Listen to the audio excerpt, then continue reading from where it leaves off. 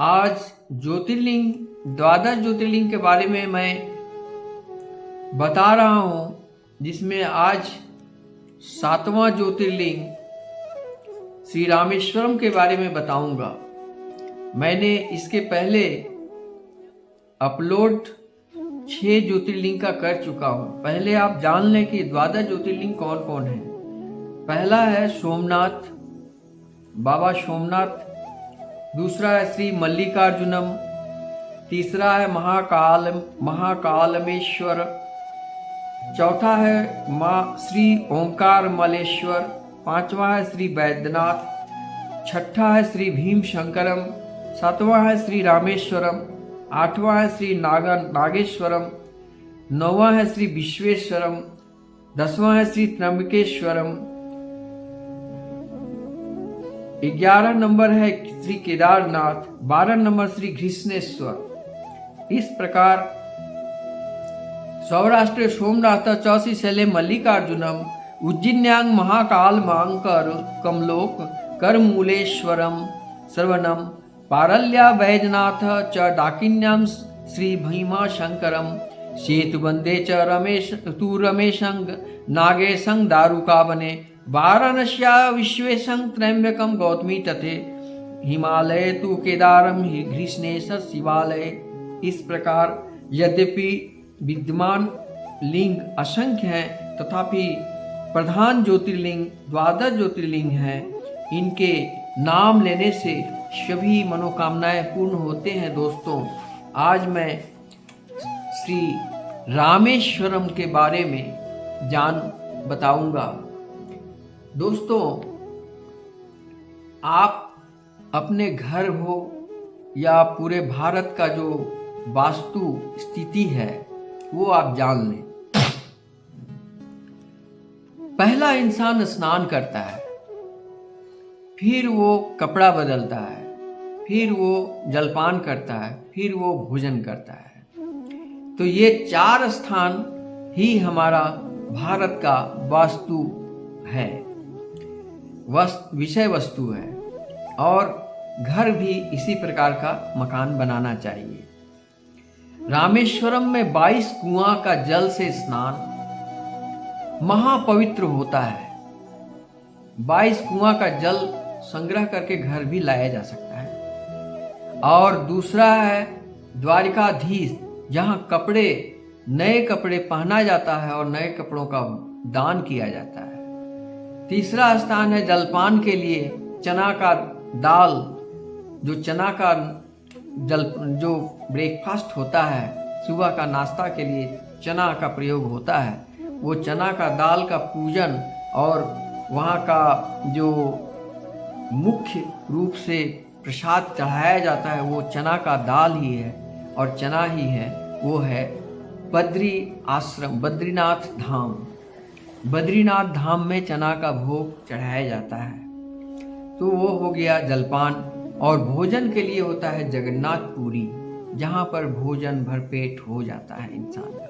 तो इस प्रकार अपना मकान जब बनाए तो दक्षिण पश्चिम की तरफ बाथरूम हो और पूरे पश्चिम की तरफ बेडरूम हो और अन्य वस्तुओं का रखने का घर हो, और उत्तर साइड में डाइनिंग हॉल हो जहां लोग जलपान कर सकें, और पूरब दिशा में किचन हो। इस प्रकार का मकान बनाने से आपका वास्तु दोष नहीं लगेगा।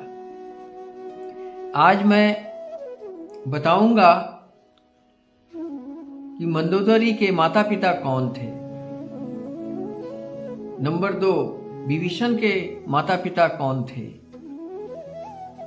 नंबर 3, भगवान बुद्ध के माता पिता कौन थे। इन तीनों सवालों का जवाब मैं वीडियो के अपलोड करने के अंत में बताऊंगा। पहले श्री रामेश्वरम के बारे में जान लीजिए। सुताम्रपर्णी जलराशि योगे निवर्धय सेतु खरे सांख्ये श्रीरामचन्द्रेण समर्पितं त रामेश्वराख्यां नियति नमामि। काशी का गंगा जल रामेश्वर को ले जाना ये चारों धाम की यात्रा का बड़ा पुण्य कर्म माना जाता है दोस्तों।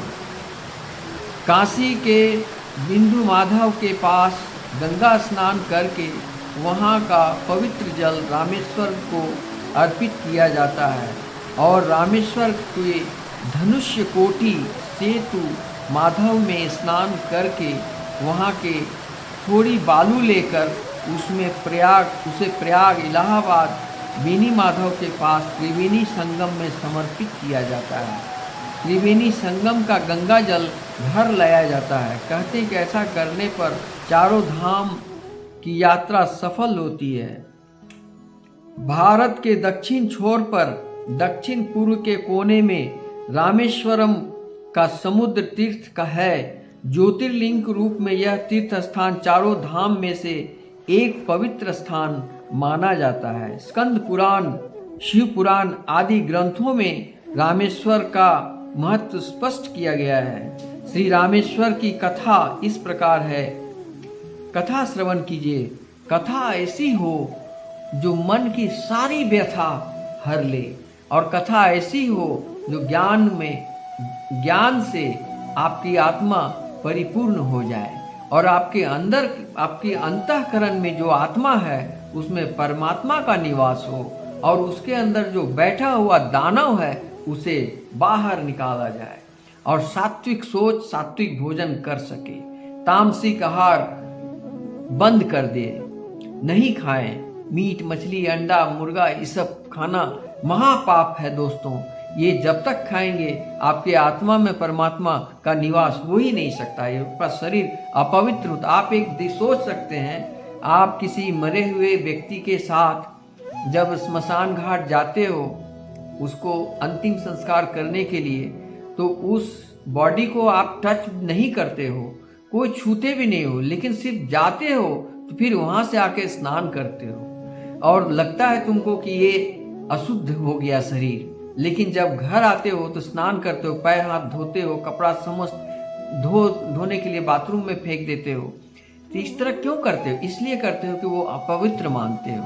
लेकिन वही किसी जीव का बॉडी का मांस जब पेट में डाल देते हो तो तुम्हारा पेट एक स्मशान घाट बन जाता है। वो एक ही बात है, जिस पर वो बॉडी के साथ तुम गया वही बॉडी को तुमने खाया। तो तुम रूप अलग अलग है, जगह अलग अलग है।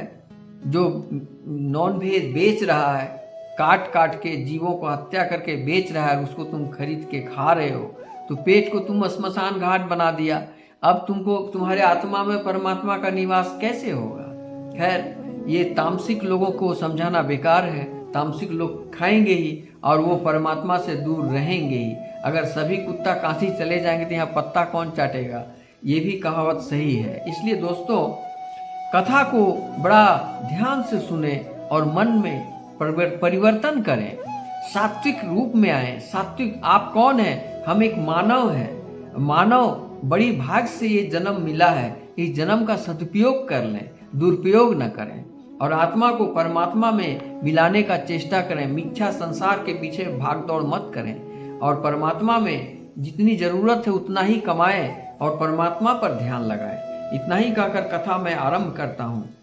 सीता के खोज में भटकते भटकते राम जी सुग्रीव से मित्रता हुई। उसके विशेष दूत श्री हनुमान जी की सहायता से सीता का पता चला। श्री राम रावण अभियान करने के उद्देश्य से वानर सेना को संगठित कर दक्षिण समुद्र तट पर पहुंचे और वहां उसे पार करने की चिंता करने लगे।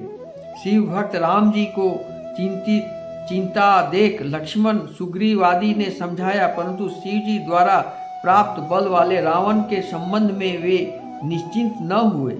इस बीच उन्हें प्यास लगी। जब उन्होंने जल मांगा, परंतु ज्यों ही वो जल पीने लगे त्यों ही शिव पूजन करने की स्मृति जाग उठी और उन्होंने पार्थिव लिंग बनाकर षोडशोपचार से विधिवत शिव जी की आराधना की।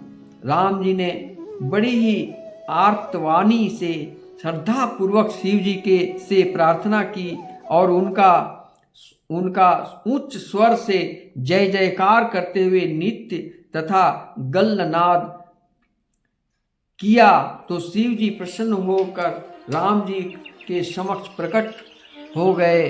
उनसे वर मांगने को कहने लगे। राम ने प्रकट हुए महेश्वर को बहुत ही प्रेम पूर्वक अर्चना वंदना की और उनसे कहा कि यदि आप मुझ पर प्रसन्न हैं तो आप संसार को पवित्र करने के और दूसरों के उपकार के लिए आप यहाँ निवास कीजिए। शिव जी एवं वस्तु कहकर रामेश्वरम नाम से अपनी स्थिति की ओर शिवलिंग होकर रामेश्वर नाम से पृथ्वी पर प्रसिद्ध हुए। शिव जी की कृपा से राम जी रावण आदि राक्षसों को मारकर विजय हुए। रामेश्वर महादेव जो व्यक्ति जो दर्शन पूजन करता है, रामेश्वर शिवलिंग पर दिव्य गंगा जल चढ़ाता है, वह जीवन मुक्त हो जाता है तथा अंत में केवल्य मोक्ष प्राप्त होता है। जहाँ ज्योतिर्लिंग है वहाँ विशाल और सुंदर मंदिर का निर्माण किया गया है। यह मंदिर वास्तुशिल्प के संबंध में विश्व का एक श्रेष्ठ नमूना है। तमिलनाडु राज्य के रामनाड जिले में बालू के एक विशाल द्वीप पर यह मंदिर बांधा है, जो दर्शनीय और दिव्य साक्षात्कारी है। श्री रामेश्वर के इस भव्य दिव्य मंदिर को प्रवेश द्वार पर 10 मंजिलों वाला गोपुर है। उसका बांध काम, नक्काशी, मूर्ति और चोटियां देखकर सब लोग दंग रह जाते हैं। भगवान के विराट रूप का अनुभव यहाँ होता है।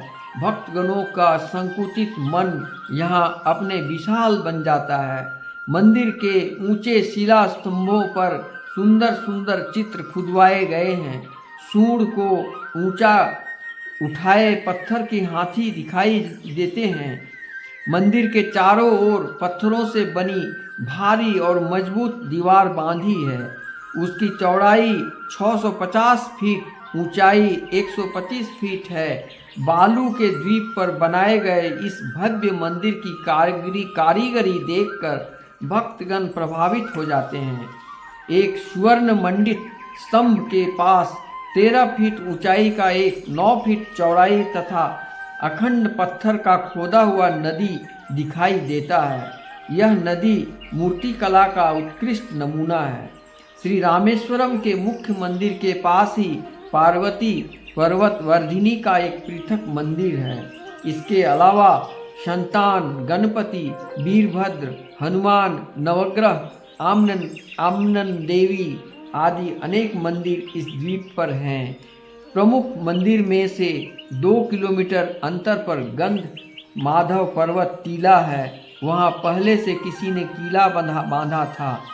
राख रामाखाई, राम झरोखा, विभीषण का मंदिर आदि स्थान यहाँ दर्शनीय है। बालू कामाय स्थान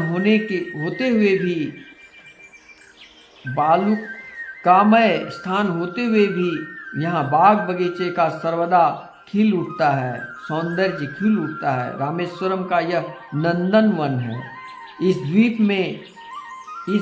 राम तीर्थ, सीता कुंड, जटा तीर्थ, लक्ष्मण तीर्थ, कपि तीर्थ, ब्रह्म कुंड, बिल्लू नितीर्थ, गालव तीर्थ, मंगल तीर्थ, कोदडराम तीर्थ, पांडव तीर्थ आदि 24 तीर्थ हैं। सभी तीर्थों का जल मधुर है। हर तीर्थ के जल का अपना एक स्वाद है। हर तीर्थ का अपनी एक कहानी है। सभी तीर्थों में भक्तगण स्नान करते हैं। स्नान से उनका तन और मन निर्मल हो जाता है। श्री रामेश्वरम की पूरी व्यवस्था भारत सरकार के अधीन की व्यवस्था देखभाल व्यवस्थित ढंग से की जाती है। इस क्षेत्र में भीख मांगना या भीख देना मना है। कोई आपसे दान की याचना नहीं करेगा। यहाँ के सभी कर्मचारी सरकारी नौकर हैं। यहाँ का मुक्त अनुशासन देखकर भक्तगणों को बड़ी प्रसन्नता महसूस होती है। भगवान का पूजा विधि, दान धर्म की दर निश्चित की गई है। पहले कार्यक्रम में रकम अदा करने पर रसीद दी जाती है। वह रसीद पूजा साहित्य के पात्र में रखकर पंडित जी को पास देनी पड़ती है। पूजा की विधि दूर से ही देखनी पड़ती है। पूजा के बाद प्रसाद दिया जाता है। चांदी के चद्दर से मढ़वाए गए अर्घे पर सफ़ेद हीरों से बनी श्री रामेश्वर की लिंग मूर्ति है। लिंग मूर्ति पर शेषनाग के फल का छत्र है। इसी लिंग मूर्ति पर गंगोदक और बेल पत्ते अर्पित किए जाते हैं। श्री रामेश्वरम के दर्शन के बाद भक्तजन पावन होते हैं। प्रदोष, शिवरात्रि आदि पर्व पर रामेश्वर की पालकी को हाथी पर होंडे में रखकर उसका जुलूस निकाला जाता है। मंगलवार और शुक्रवार के दिन पार्वती माता की 3 फुट ऊंची स्वर्ण मूर्ति के पालकी निकलती है। उत्सव मूर्ति के वस्त्र और अलंकारों सुसज्जित किया जाता है। सभी पर्व और उत्सवों में मंदिरों में को दीपों से प्रकाशमान किया जाता है। इन दीपों का शोभा देखने लायक होती है। हर रोज़ बड़े सवेरे 4 बजे से लेकर रात 10 बजे तक भक्ति मंदिर में भक्तगण आते रहते हैं। पूजा पाठ चलता रहता है। रात की आरती के बाद भगवान शयन गृह में सुवर्ण झूले में शंकर पार्वती को भोग मूर्तियां रखी जाती है। यहाँ महाशिवरात्रि और आषाढ़ महीने के 15वें दिन बड़त्रा मेला लगता है, जो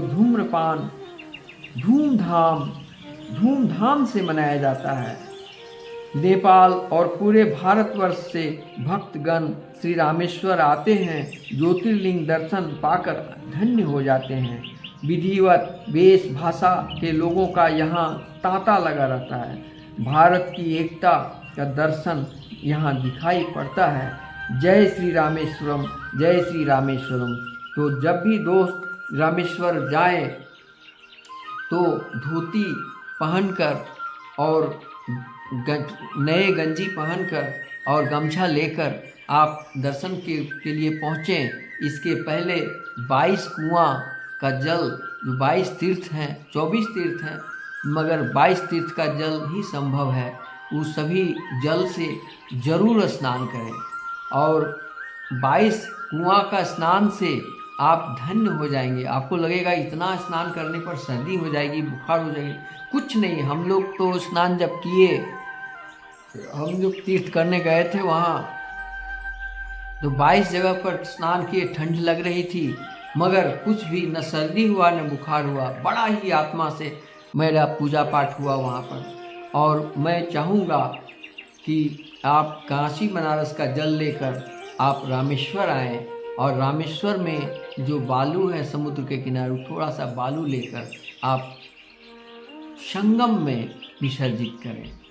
इस तरह अगर सौभाग्य मिलता है तो आप कर सकते हैं। और हम लोग संगम का जल लेकर घर लाए थे, फिर उसी जल को लेकर हम लोग रामेश्वरम में वहाँ पर महादेव को और जलाभिषेक किया हूँ और मन भर पूजा किया हूँ। वहाँ पर हम लोग 1 दिन का विश्राम किए थे। मंदिर के बगल में होटल मिल जाते हैं, 400, 500, 1000 रुपये के अंदर 1 दिन के लिए रूम मिल जाता है और वहाँ पर रहने की पूरी व्यवस्था है, भोजन की व्यवस्था है। आप वहाँ पर रहकर तीर्थ कर सकते हैं। तो हम लोग टूरिस्ट में, ऑल इंडिया टूरिस्ट के साथ हम लोग गए थे। हम लोग के साथ 50 व्यक्ति थे एक ग्रुप में, और हम लोग ग्रुप के साथ गए थे। वहाँ पर बहुत सुंदर ढंग से दर्शन पूजन हुआ था। और रामेश्वरम श्री राम जी का द्वारा शिवलिंग का पूजन और अर्पण किए गए, तो महादेव वहाँ प्रकट हुए थे। और पूरी कथा मैं सुना चुका हूँ। इसकी वर्णन जितनी भी की जाए बहुत ही कम है दोस्तों। तो रामेश्वरम की कथा आज यहीं, और सप्तम ज्योतिर्लिंग की कथा आज यहीं। कल मैं अष्टम ज्योतिर्लिंग का विश्लेषण करूँगा।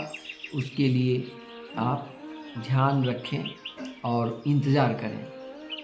तो आज मैंने जो प्रश्न किया था कि मंदोदरी का माता पिता कौन थे, तो मायासुर बोल के एक राक्षस था। तो उन्होंने एक हेमा नाम की अप्सरा से को हरण करके उससे शादी की, विवाह किया।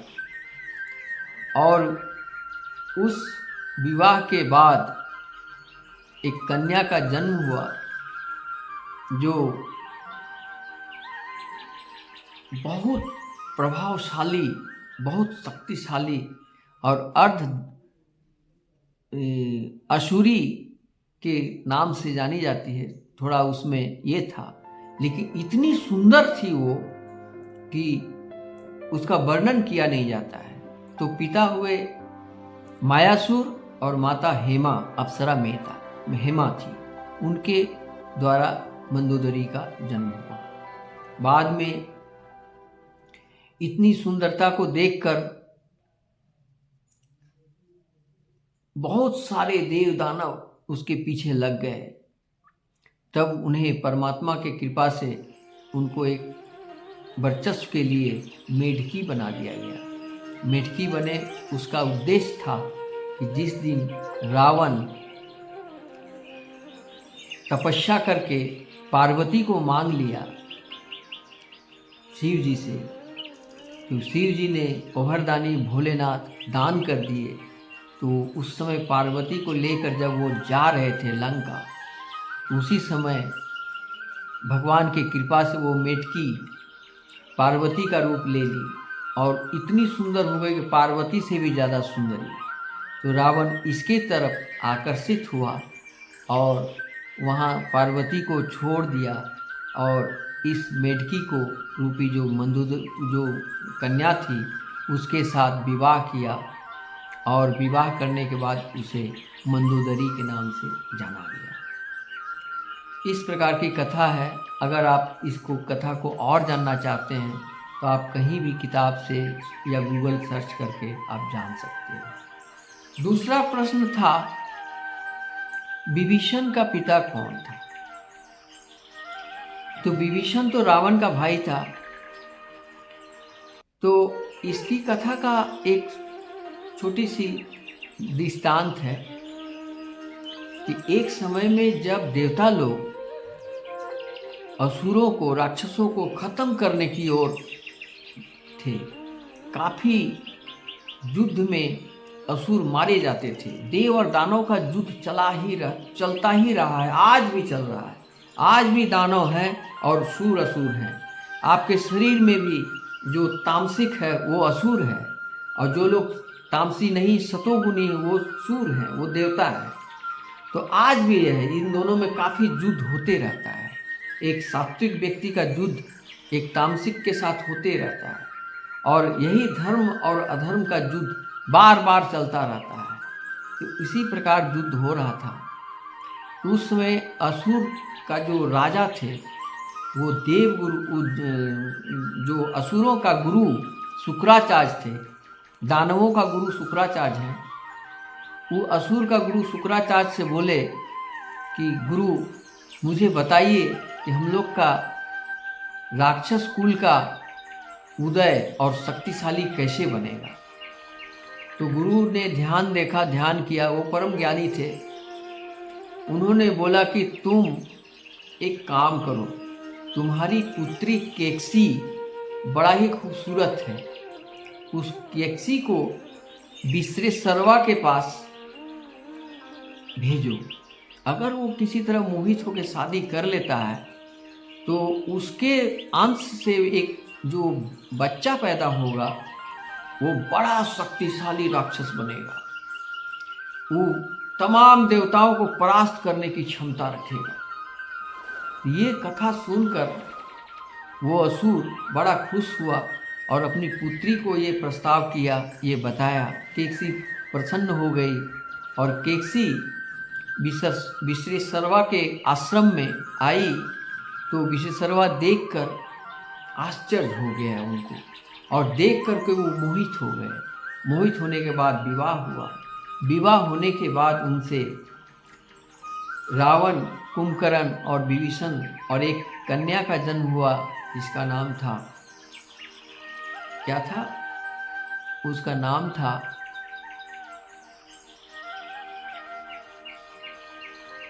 मैं भूल रहा हूँ, मैं उसका नाम था जो राम लक्ष्मण के यहाँ आई थी, सुपर्णखा। सुपर्णखा एक कन्या हुई। तो इस प्रकार जो ये हैं विभीषण के पिता विशेषरवा थे, लेकिन जब वो विभीषण गर्भ में थे उस समय कुछ धार्मिक कथाओं का श्रवण वो की थी। केकसी को कहीं से कोई धार्मिक कथा सुनाई दिया था, जो धार्मिक होने के चलते उसमें धर्म और अधर्म का जो विषय में था, इसकी जानकारी वो गर्भावस्था में ही उनको प्राप्त हो गया था, विभीषण जी को। तो विभीषण जन्म से ही धार्मिक विचार के थे और वो रावण को हर वक्त अच्छा परामर्श देते थे। और अंत में जब रावण उनका धर्म वाली बातें पसंद नहीं हुआ और वो अपनी प्रशंसा सुनना चाहते थे, भगवान का प्रशंसा सुनना ही नहीं चाहते थे, तो उन्होंने विभीषण को राज से निकाल दिया लात मारकर। तब वो विभीषण निकल गए और श्री राम के शरण में आए और इस प्रकार वो राम जी को रावण के बारे में जितने भी भेद थे वो सारा भेद बतलाए और इसी भेद के कारण राम ने रावण को मार दिया और विजय प्राप्त हुई। इस प्रकार ये हुआ। और एक कथा था बुद्धदेव का जन्म कैसे। बुद्धदेव का पिता चंद्र हैं। ग्रहों के गुरु बृहस्पति गुरु। तो बृहस्पति की पत्नी तारा, तो उन्हें चंद्रमा को देखे और चंद्रमा तारा को देखे तो मुग्ध हो गए और दोनों कामातुर हो गए। फिर दोनों भाग गए वहाँ से। भाग करके बुध के घर में चली आई, बुध नहीं, वो चंद्र के घर में चली आई तारा। फिर देवलोक में हाहाकार हुआ।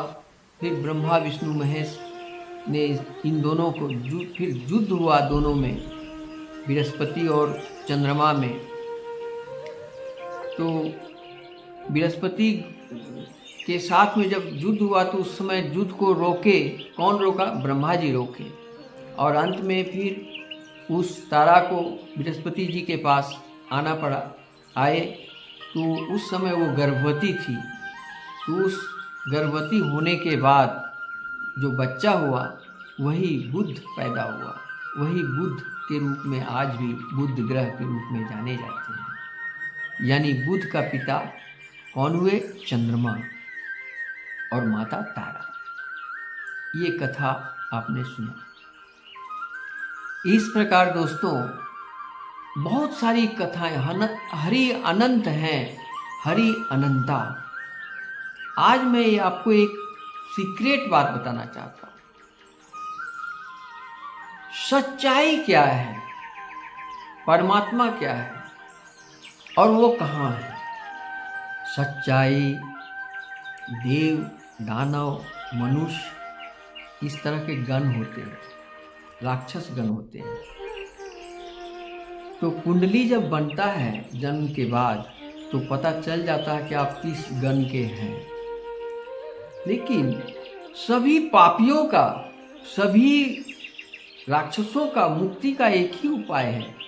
तामस वाले लोगों का भी एक ही उपाय है। भागवत गीता का अगर पाठ वो सुनता है और मनन करता है और परिवर्तन लाता है आत्मा में तो उसको मुक्ति मिल जा सकती है। इसलिए आइए संकल्प लें कि मैं मानव हूँ, मानव होकर तामसी भोजन भक्षण न करूं और सात्विक भोजन करूं, सात्विक सोच रखूं और सात्विक परम आत्मा इस आत्मा को परमात्मा के पास जाए, उसकी व्यवस्था करो। न कि ये सांसारिक जीवन की सुख भोग और सुखी और बैंक बैलेंस हो जाए, बहुत कुछ बढ़ जाए, धन के पीछे जो भाग रहे हैं, ये सब मिथ्या है दोस्तों। इतना ही कहकर आज की कथा मैं यहीं समाप्त करता हूँ। हरे कृष्ण कृष्ण कृष्ण हरे हरे, हरे राम राम राम हरे हरे।